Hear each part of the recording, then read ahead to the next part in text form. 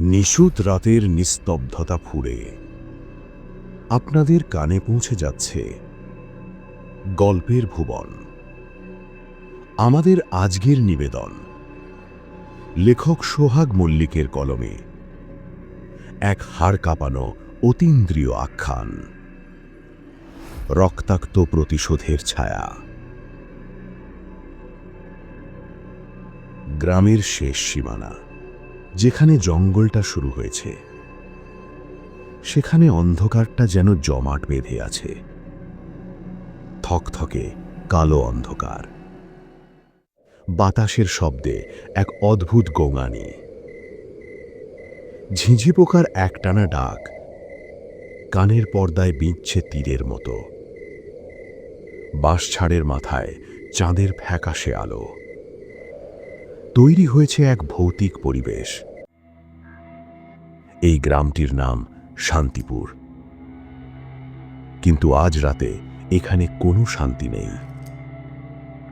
চারদিকে শুধু এক অশুভ সংকেত ঘুরে বেড়াচ্ছে। মিঠো পথ ধরে হেঁটে গেলে মনে হয় কেউ যেন পেছন থেকে নিঃশ্বাস ফেলছে।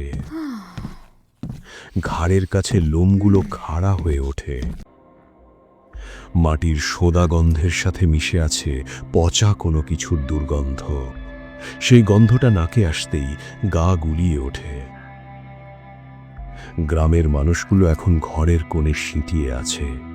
কারো মুখে কোনো কথা নেই, শুধু চোখের পাতায় জমে আছে এক অজানা আতঙ্ক। হারুন সাহেব এই গ্রামের হর্তাকর্তা। তার বিশাল অট্টালিকাটি অন্ধকারের বুক চিরে দাঁড়িয়ে আছে। বাড়ির বারান্দায় বসে তিনি তামাক টানছেন। আগুনের ফুলকিগুলো অন্ধকারের জোনাকির মতো জ্বলছে। হারুন সাহেবের মুখটা কর্কশ, চোখের চাউনিতে এক ধরনের পৈশাচিক আনন্দ।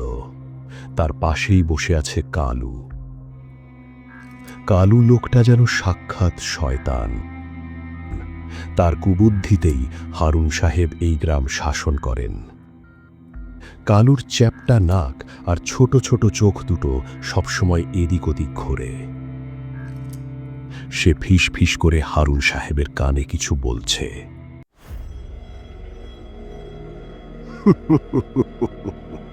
হারুন সাহেব অট্টহাসি দিয়ে উঠলেন। সেই হাসিটা জঙ্গলের নিস্তব্ধতা ভেদ করে দূরে কোথাও হারিয়ে গেল।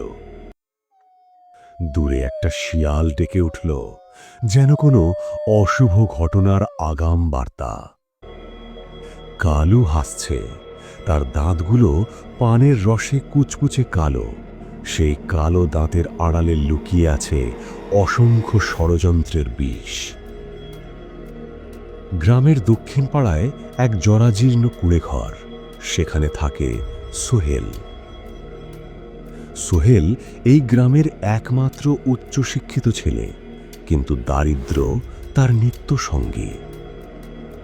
তার পরনে একটা মলিন ফতুয়া, চোখে মুখে এক গভীর বিষণ্ণতা। সে বসে আছে জানালার ধারে, তার দৃষ্টি সুদূরে নিবদ্ধ। সোহেল ভালোবাসে ঋত্বিকাকে।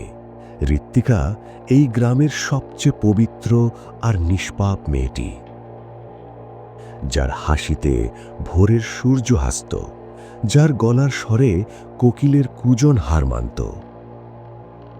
কিন্তু সেই ঋত্বিকার ওপর নজর পড়েছে হারুন সাহেবের। হারুন সাহেবের লোলুপ দৃষ্টি থেকে কেউ রেহাই পায় না। ঋত্বিকা এখন আতঙ্কে দিন কাটায়। তার ডাগর চোখের কোণে সবসময় জল চিকচিক করে। সে জানে এই অন্ধকার তাকে গ্রাস করতে আসছে।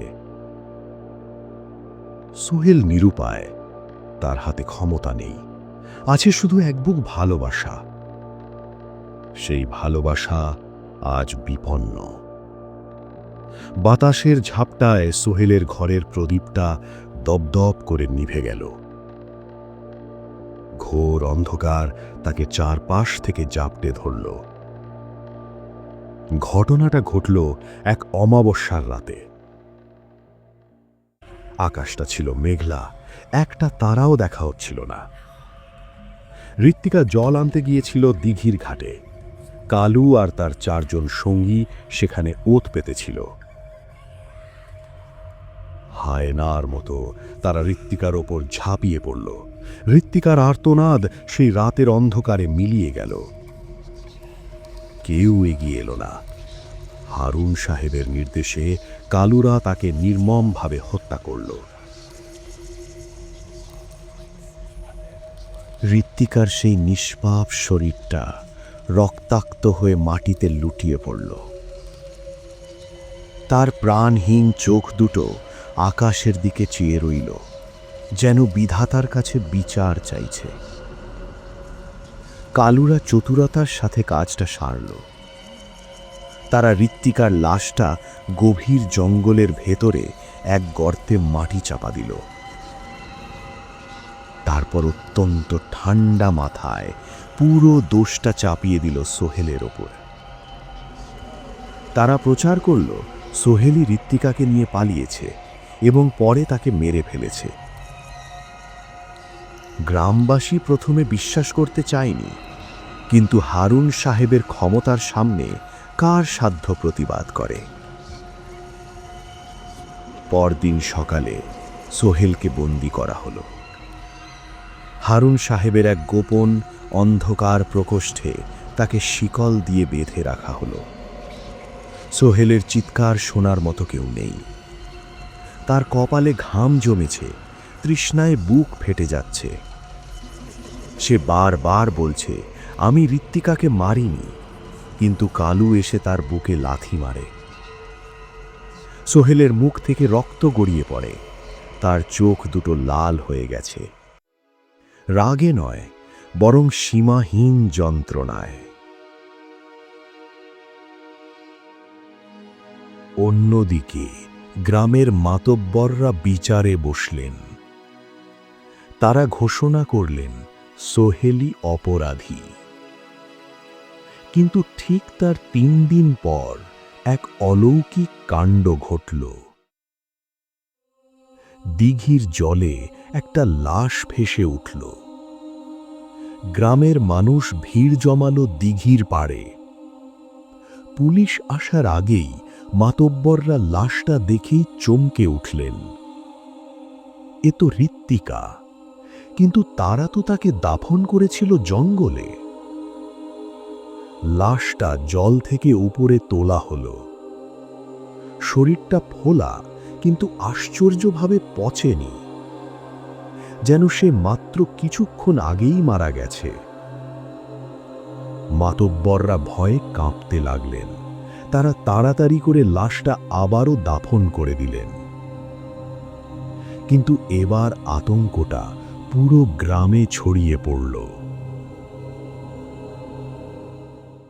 বাতাস এখন আগের চেয়েও বেশি ভারী। গাছের পাতাগুলো নড়ছে না, কিন্তু একটা শোঁ শোঁ শব্দ হচ্ছে। গ্রামের অন্ধকার অলিগলিতে এক ছায়া ঘুরে বেড়াচ্ছে।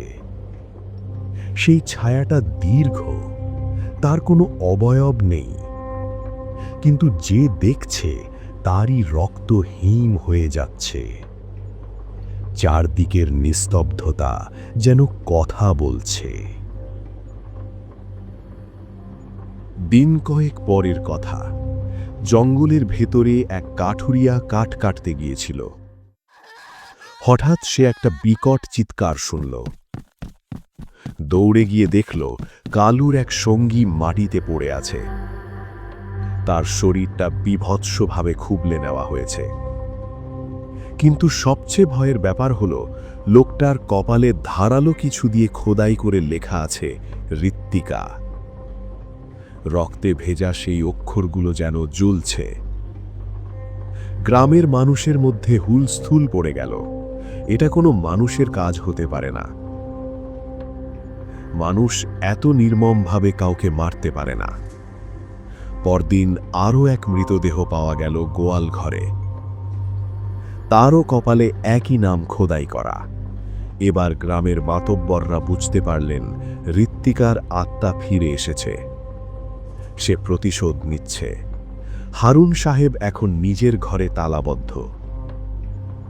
তার সাথে আছে কালু। কালুর মুখটা এখন ফ্যাকাশে, তার কপালে বিন্দু বিন্দু ঘাম। সে বারবার ঘরের চার কোণে তাকাচ্ছে।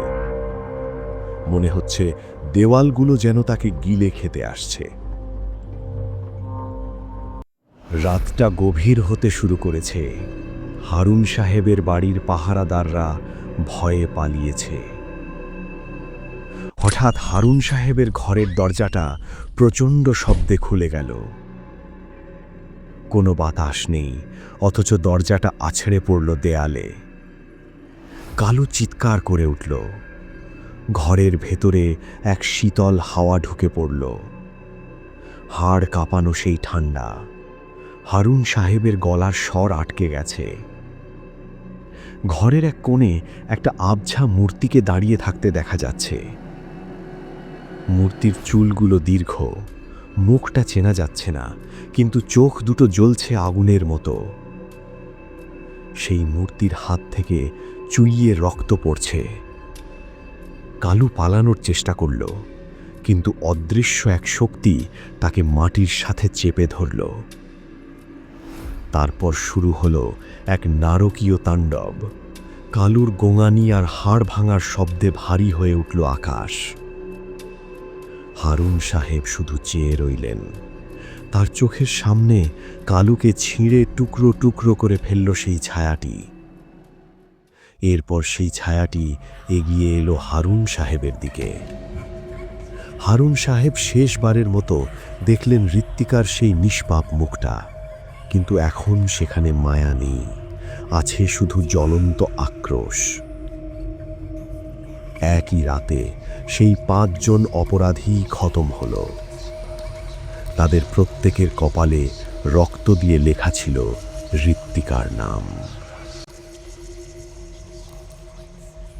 গ্রামের মানুষ সকালে উঠে দেখল 5টি বীভৎস লাশ, কিন্তু কেউ শোক করল না। সবার চোখে ছিল এক অদ্ভুত স্বস্তি আর ভয়। এরপর সেই ছায়াটি ধীরে ধীরে এগিয়ে গেল হারুন সাহেবের সেই গোপন কক্ষের দিকে, যেখানে সোহেল বন্দী হয়ে আছে। সোহেল তখন আধো ঘুমে আধো জাগরণে। সে হঠাৎ অনুভব করল তার গায়ের শিকলগুলো আলগা হয়ে যাচ্ছে। একটা শীতল স্পর্শ তার কপালে। সোহেল চোখ মেলল। তার সামনে দাঁড়িয়ে ঋত্বিকা। তবে এ ঋত্বিকা আগের মতো নয়। তার চারদিকে এক অতীন্দ্রিয় জ্যোতি।